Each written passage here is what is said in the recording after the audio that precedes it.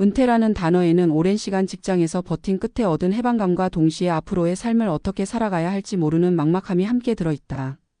특히 혼자 사는 60대 남성의 경우 은퇴 후 첫 1년은 단순히 직장을 떠나는 문제가 아니라 매일의 생활 방식과 생존의 구조를 근본적으로 다시 짜야 하는 시기다. 생활비는 그 중심에 있다. 수입은 줄어들고 지출은 여전하거나 오히려 더 늘어나는데 누구와도 나눌 수 없는 고독한 자리에서 그는 매달 들어오는 돈과 나가는 돈을 꼼꼼히 따져보며 현실을 직시하게 된다. 주변에서는 자유롭게 여행을 다니는 사람도 있고 또 어떤 이들은 자녀와 함께 안정적인 지원을 받기도 하지만 혼자 사는 은퇴자는 모든 것을 스스로 결정하고 책임져야 한다. 이 글에서는 은퇴 후 첫 1년 동안 혼자 생활한 60대 남성들의 실제 사례를 통해 진짜 생활비가 어떻게 흘러가는지 살펴보고 거기서 우리가 배울 수 있는 현실적인 교훈을 짚어보고자 한다. 첫 번째 사례는 서울에서 은퇴 후 홀로 살게 된 전직 은행원의 이야기다. 그는 퇴직 직전까지 월급의 일정 부분을 꼬박꼬박 모아 두었기에 당장은 생활비를 충당할 수 있었지만 막상 직장을 그만두자 매달 들어오는 확실한 수입이 없다는 것이 크게 다가왔다. 국민연금은 아직 충분히 받기 전이라 몇 년간은 퇴직금을 쪼개 쓰는 것이 유일한 방법이었다. 그는 집값이 높은 도심을 떠나 작은 원룸으로 이사했고 식비를 줄이기 위해 매일 아침 장을 보며 하루치 음식을 직접 조리하는 생활을 택했다. 외식은 한 달에 두세 번으로 제한했고 병원 검진이나 약값이 늘어나면서 생각보다 지출이 빠르게 늘어나는 것을 체감했다. 특히 은퇴 후엔 시간이 많아져 소비를 억제하지 않으면 괜스레 불필요한 물건이나 서비스에 돈을 쓰게 되는데 그는 철저히 가계부를 작성하며 스스로를 통제했다. 그의 첫 해 생활비는 최소한의 생계를 유지하는 수준으로 맞추어졌고 이를 통해 그는 은퇴 후 삶이 돈을 쓰는 방식에서부터 다시 설계되어야 한다는 교훈을 얻었다. 두 번째 사례는 지방 소도시에서 살고 있는 전직 교사의 경험이다. 그는 오랫동안 안정적인 직장을 다녔기에 퇴직 후 일정한 연금을 받을 수 있었고 이로 인해 경제적 기반은 상대적으로 나았다. 그러나 문제는 혼자 사는 생활에서 발생하는 예기치 못한 지출이었다. 예컨대 집안의 간단한 수리나 전기가스 문제도 도움을 받을 가족이 없으니 전문가를 불러야 했고 이는 생각보다 큰 부담이 되었다. 또한 혼자 사는 외로움을 달래기 위해 그는 동호회 활동이나 지역 문화센터 프로그램에 참여했는데 교통비와 소액의 회비가 쌓이면서 한 달 지출에 은근히 큰 비중을 차지했다. 하지만 이런 활동이 정신 건강과 생활의 활력을 유지하는 데 도움이 된다는 점을 고려하면 단순한 지출 이상의 의미가 있었다. 그는 은퇴 후 첫 해를 보내며 혼자 살아도 사회적 관계를 유지하기 위한 비용을 반드시 고려해야 한다는 점을 절실히 깨달았다. 세 번째 사례는 사별 후 혼자가 된 전직 자영업자의 이야기다. 그는 은퇴라기보다 가게를 접으며 사실상 강제로 일터에서 밀려난 상황이었다. 수입이 끊기고 나니 생활은 퇴직금도 없이 국민연금에만 의존해야 했다. 그는 오래된 아파트에 홀로 살며 고정 지출을 줄이기 위해 자동차를 처분했고 대중교통만 이용하는 생활로 전환했다. 식비 또한 극단적으로 줄여 냉장고에 늘 김치와 달걀, 두부 같은 기본 식재료만 두고 생활했다. 그러나 병원비 문제는 피할 수 없었다. 당뇨와 고혈압 약값이 매달 지출의 큰 비중을 차지했고 건강이 악화될 때는 입원비까지 겹쳐 순식간에 통장이 비는 상황을 겪었다. 그는 은퇴 후 첫 해에 건강이 곧 돈이라는 사실을 누구보다 절실히 느꼈다. 결국 생활비란 단순히 먹고 자는데 드는 비용이 아니라 건강을 유지하기 위한 필수 지출까지 포함된다는 사실을 몸소 체험한 것이다. 이 세 가지 사례는 서로 다른 직업과 배경을 가진 은퇴자들이지만 공통적으로 드러나는 현실이 있다.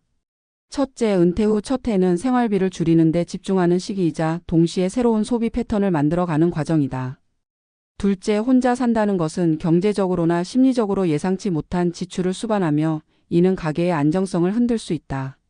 셋째, 건강 문제는 생활비의 가장 큰 변수로 작용하며 은퇴자의 삶을 좌우하는 핵심 요소다.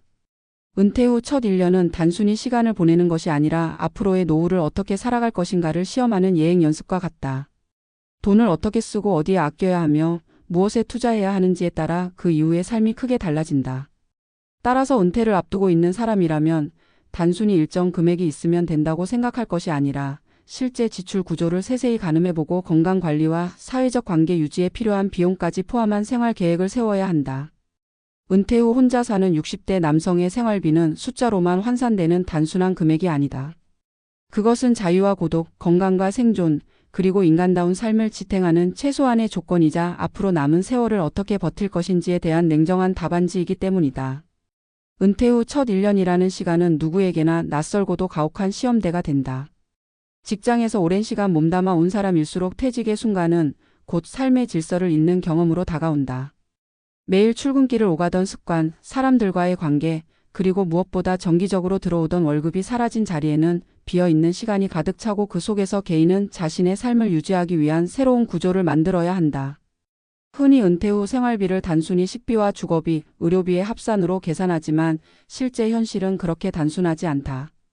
그것은 삶의 방식과 태도, 심리적 적응과 건강 상태가 모두 얽혀 있는 복잡한 계산이다.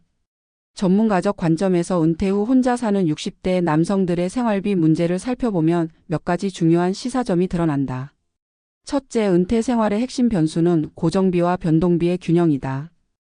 고정비란 주거비, 공과금, 통신비처럼 매달 빠져나가는 불가피한 지출이고 변동비는 식비, 교통비, 의료비, 취미와 여가 활동에서 발생한다. 혼자 사는 남성의 경우 고정비 비중이 상대적으로 높다. 가족이 없어 공동 지출로 분담할 수 없으니 주거와 공과금, 통신비는 고스란히 혼자 감당해야 한다.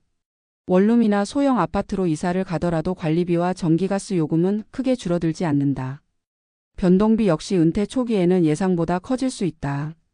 시간이 많아지면서 외부 활동을 늘리거나 건강검진을 더 자주 받게 되면서 오히려 지출이 늘어난다는 역설적인 현상이 나타난다. 이는 가게 운영에서 철저한 계획과 자율적 통제가 필요하다는 점을 보여준다. 둘째, 건강은 은퇴자의 생활비 구조를 뒤흔드는 가장 불확실한 요소다. 직장에 다니던 시절에는 정기 건강검진이나 직장 의료보험의 혜택을 받으며 어느 정도 안전망을 확보했지만 은퇴 후에는 그 안전망이 약해진다. 고혈압, 당뇨, 관절염과 같은 만성질환은 중년 이후 흔히 찾아오는 동반자이며 이들이 남기는 비용은 단순한 약값에 그치지 않고 검사비, 치료비, 입원비로 확대된다. 특히 혼자 사는 경우 돌봄 인력이 없으니 경미한 질환도 생활 전반에 큰 타격을 준다. 이는 생활비를 계획할 때 단순히 현재의 소비 항목만이 아니라 장기적인 의료 지출을 포함시켜야 함을 의미한다. 실제로 전문가들은 은퇴 후 생활비의 최소 30% 이상을 의료 관련 비용으로 예상하는 것이 바람직하다고 말한다. 셋째, 은퇴 후 소비는 단순히 경제적 계산만으로 설명되지 않는다. 그것은 사회적 관계와 정체성을 유지하기 위한 행위와도 깊이 연결된다. 혼자 사는 은퇴자일수록 외로움을 해소하기 위한 사회적 비용이 필수적으로 발생한다. 동호회 활동, 지역 커뮤니티 참여, 소규모 여행이나 취미생활은 단순한 사치가 아니라 정신적 안정과 삶의 지속성을 위한 투자다. 문제는 이런 지출이 생활비 계산에서 종종 빠져 있다는 것이다. 가족과 함께 사는 은퇴자는 자연스러운 대화와 교류 속에서 정서적 공백을 메우지만 독거 은퇴자는 사회적 관계를 유지하기 위해 일정한 비용을 써야만 한다. 그렇기에 생활비를 설계할 때 반드시 정신 건강 유지 비용을 고려해야 하며 이는 장기적으로 의료비 증가를 막는 예방적 지출이기도 하다. 넷째, 은퇴 후 첫 1년은 생활비 구조를 재정립하는 시기다. 많은 은퇴자들이 처음 몇 달은 과거의 소비 습관을 유지하려다 통장의 잔고가 빠르게 줄어드는 경험을 하고서야 생활을 조정한다. 이 과정에서 중요한 것은 생활비의 우선순위를 다시 설정하는 일이다. 의식주는 기본이고 의료비는 필수이며 사회적 활동비는 삶의 질을 지탱한다. 그러나 그 외의 소비, 즉 과도한 외식이나 불필요한 쇼핑은 철저히 절제해야 한다. 전문가들은 은퇴 후 최소 6개월간 가계부를 작성해 지출 패턴을 분석하고 이를 기반으로 향후 예산을 재설계할 것을 권한다.